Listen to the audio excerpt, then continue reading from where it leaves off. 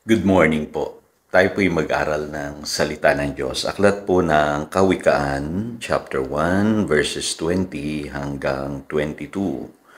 Karunungay umaalingaw-ngaw sa mataong lansangan, tinig niya'y nangingibabaw sa lugar ng pamilihan.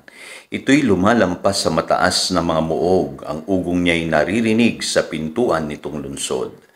Taong mangmang, walang hustong kaalaman, hanggang kailan ka tatagal sa aba mong kalagayan?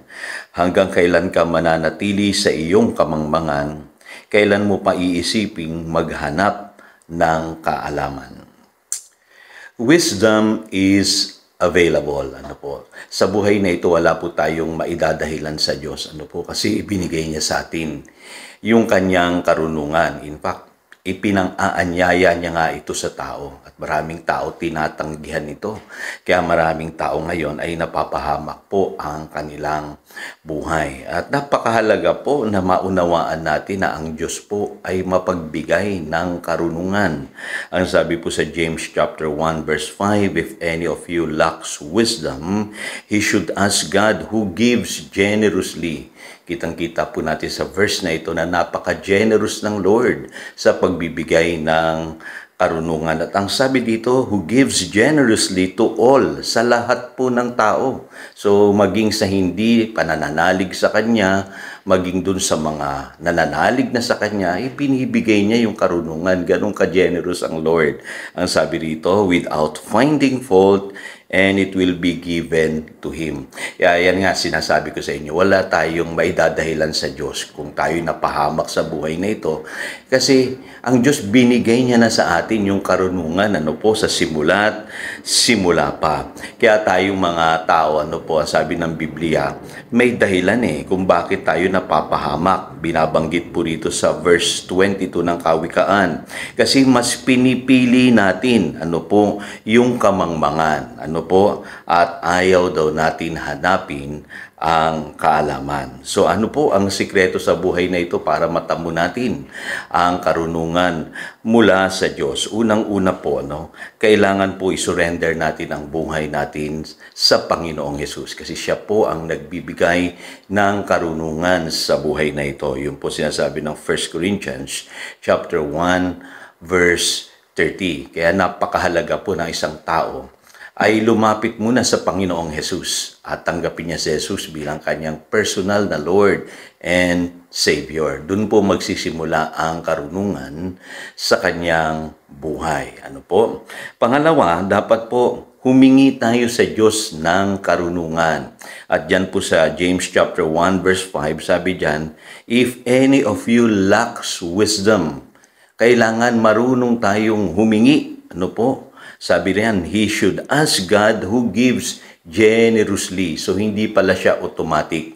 Kailangan hihingi tayo sa Diyos. At kung mapapansin nyo po, babasahin niyo yung verses 1 to 4, ang sinasabi po dyan ni James ay patungkol sa mga trials and testing of faith. Ibig sabihin lamang sa buhay na ito, hindi madali.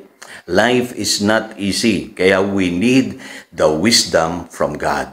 Kaya kailangan humingi talaga tayo ng wisdom mula sa Panginoon upang tayo po ay magtagumpay sa ating mga pinagdadaanang mga trials and testing. At kung hihingi daw po tayo, huwag tayong mag-aalinlangan. Sabi ng James chapter 1 verse 6. Bakit po? Kasi ang wisdom from the Word of God can only be applied by faith.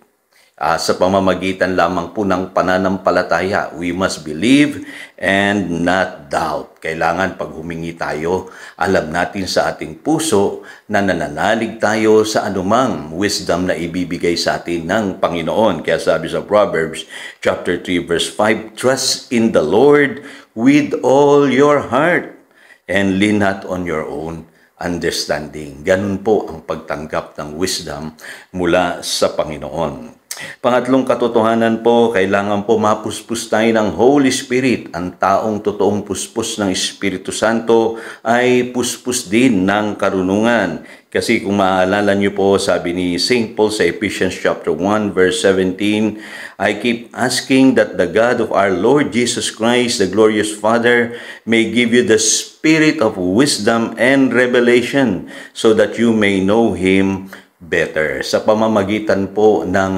Holy Spirit, matatamo ng tao yung spirit of wisdom and revelation. Kaya sa John chapter 14 verse 17, sabi diyan, "The Spirit of truth, the world cannot accept him because it neither sees him nor knows him, but you know him, for he lives with you and he will be in you." Lagi niyo pong tatandaan na ang Holy Spirit po ay person.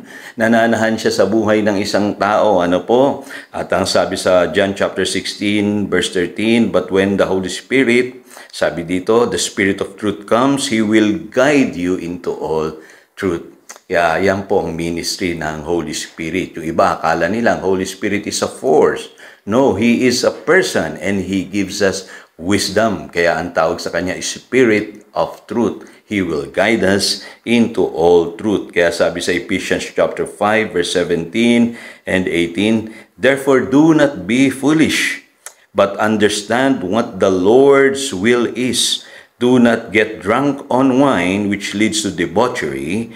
Instead, be filled with the Spirit." So sabi rito, do not be foolish. Kailangan maunawaan natin ang kalooban ng Panginoon sa ating buhay. Paano natin maunawaan? Kailangan mapuspos tayo ng banal na spirito. Kaya alam niyo po, ang paniniwala ko, kung ikaw ay puspos ng banal na spirito, taglay-taglay mo yung wisdom na nagmumula sa Diyos. Kaya necessity po talaga yung tayo ay mapuspos ng banal na spirito. Hingin natin yan sa Diyos daily sa ating buhay. Panghuli po, be established in the Word of God. Naniniwala po ako na ni-reveal na ng Lord yung kanyang wisdom sa kanyang mga salita. Kasi ang sabi ng Panginoon sa Matthew chapter 7, verse 24, "Therefore everyone who hears these words of mine and puts them into practice is like a wise man who built his house on the rock." So, yung tinatawag na taong marunong, sabi rito, siya po yung nakikinig at nagsasabuhay ng salita ng Diyos. Kaya wag na nating pahirapin pa. Araw-araw mag-meditate tayo ng salita ng Diyos at ipamuhay natin ito. Yun ang taong matalino na binabanggit ng Panginoong Jesus. Matibayan sa anumang pagsubok na ibibigay ng buhay na ito. So again, ito si Pastor Jojo nagpapaalala upang daluyan tayo ng pagpapala, manatili tayo sa kanyang salita. Good morning.